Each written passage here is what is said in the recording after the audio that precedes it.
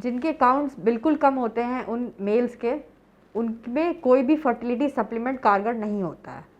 उनको सीधे टीज़ा, माइक्रोटीज़ी इनके लिए जाना पड़ता है। कोई फर्टिलिटी सप्लीमेंट खाने का कोई रोल नहीं है।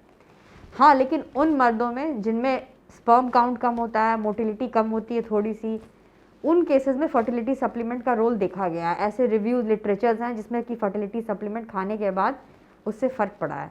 जैसे कोएंजाइम Q10 है, उसका फ़र्क पड़ता है, उससे मोटिलिटी बढ़ जाती है।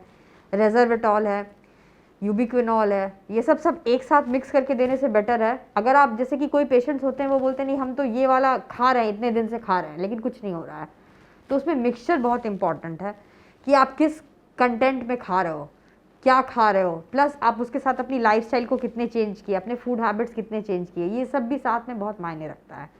ये नहीं है कि उससे आपका ओवरनाइट बहुत बढ़ जाएगा, पर ये ज़रूर है कि जब हम IVF और ICSI करेंगे तो उसमें हमको मदद मिलेगा, क्योंकि जो ROS होता है, रिएक्टिव ऑक्सीडेटिव स्ट्रेस, जो एक लिबरेट होता है, वो ये एंटीऑक्सीडेंट्स थोड़ा कम कर देते हैं। ये जो मेडिसिन होते हैं, जो फर्टिलिटी सप्लीमेंट्स होते हैं, ये बेसिकली हार्मोन्स नहीं होते हैं।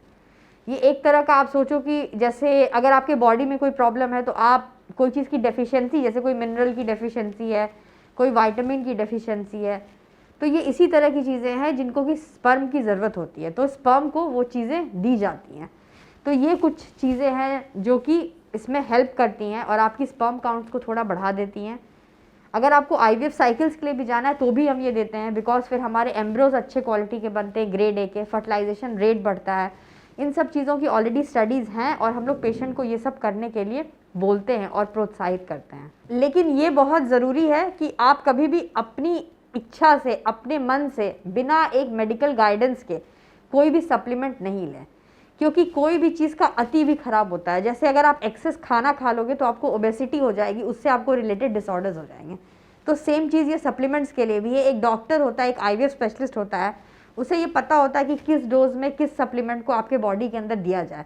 मैंने जो कुछ नाम लिए ये तो सिर्फ एक उदाहरण है, इसके अलावा कम से कम 10 इस तरह के प्रोडक्ट्स आते हैं जिनका कॉकटेल बना करके हम पेशेंट्स को खिलाते हैं, और उनके प्रोडक्ट्स आते हैं वो हम पेशेंट को रिकमेंड करते हैं IVF साइकिल के पहले भी, और जो नेचुरल साइकिल के लिए हम पेशेंट्स को ट्राई कर रहे हैं बिना IVF के, उनको भी हम ये मेडिसिन देते हैं।